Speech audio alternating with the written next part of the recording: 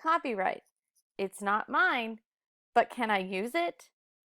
Today we will be talking about what copyright is, what it means, and how it works. Lesson objectives. The student will be able to define copyright in their own words, identify the copyright rules, define plagiarism, identify types of technology that use copyright, describe the ways to get permission to use copyrighted items, describe what fair use is, and identify the copyright symbol. Copyright is defined as a form of protection given to the authors or creators of original works of authorship, including literary, dramatic, musical, artistic, and other intellectual works. What that really means. This means that your videos, audio or music, text or pictures are protected. Why do I want it to be protected? Well, you don't want someone else taking it and saying they made it. When something is copyrighted, then the person trying to use it has to ask permission first. Here's an example. This video was made by me and I want it to be protected. This is a book trailer for the book Johnny Tremain that I created to get my kids interested in reading it. If someone wanted to use my video, then they would have to ask because it's under copyright. They would also have to say where they got it from and who created it. How do you think I would feel if someone copied my video and was telling everyone they made it? If someone used my video without asking, they are plagiarizing, and that is stealing. If you are plagiarizing, then you are saying that you created it, which is not true. Plagiarism is defined as presenting someone else's work or ideas as your own, with or without their consent, by incorporating it into your work without full acknowledgement. To be or not to be? That is the question. Did I write that? No. William Shakespeare wrote that.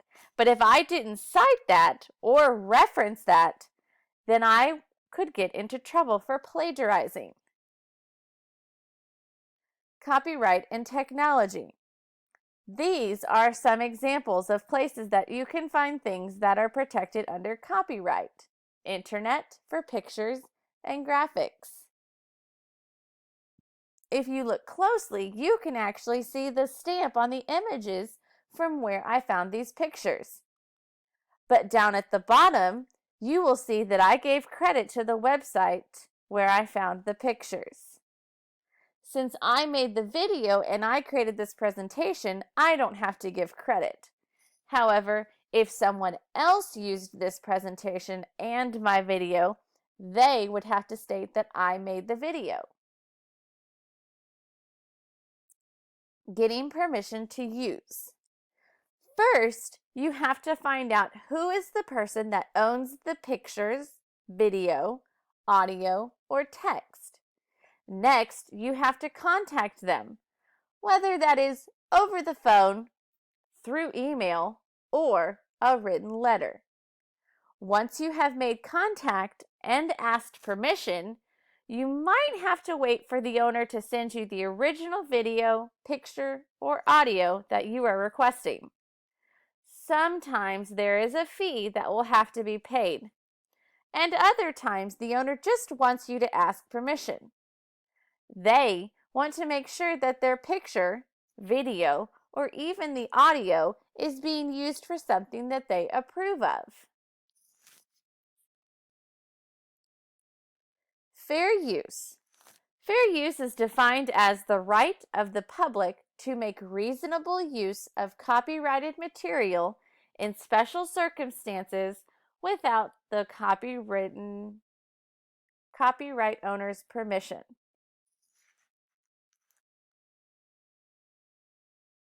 With fair use, you are able to use only some of the picture, video, writing, or music. But remember, tell where you got it from. For music, you are only able to use 30 seconds of the song. Movies, it's only 3 minutes. With writing, you can use up to 1,000 words, but you always need to say where you get it from. Next, I will show you some examples for each type of work. How to give credit. When giving credit for the work that you are using, we use the term citing. Citing is giving the name of the person that owns the video, text, audio, or picture. If you are looking at a book, then you are using some of the words, then you would need to give credit to the author.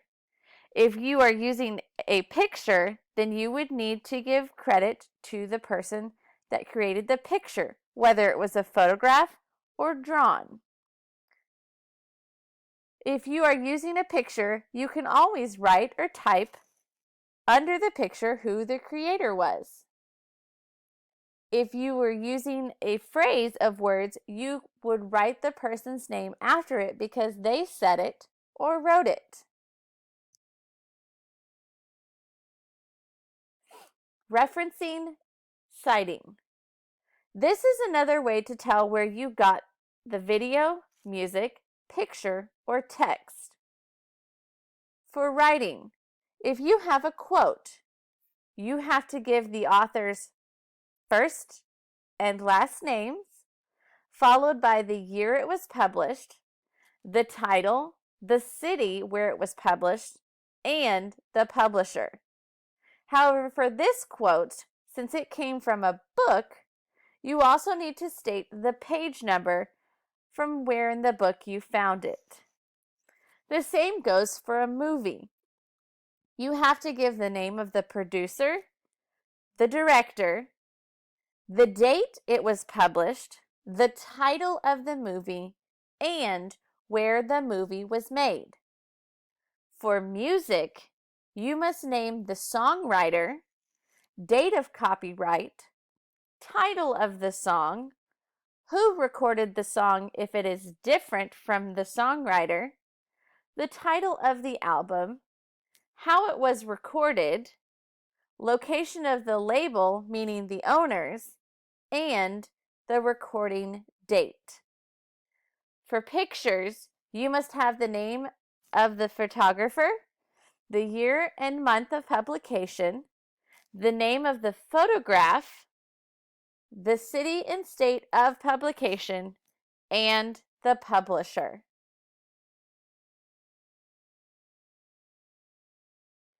When you are working on a project or creating a presentation and you need a video, audio, or pictures, and you see this symbol, a circle with a C in the middle, this means that the picture, video, audio, or text is under copyright, and you have to get permission as well as give credit to who created it.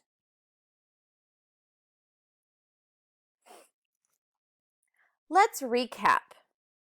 First, what is copyright?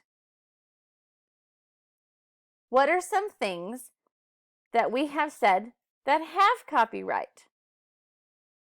How do you get permission to use something that has copyright? What is fair use? And how does it work?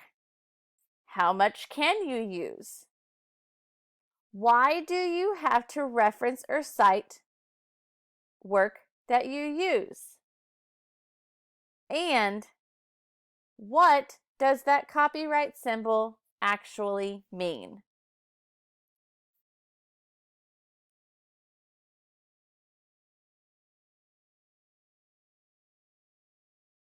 Thank you so much for watching today.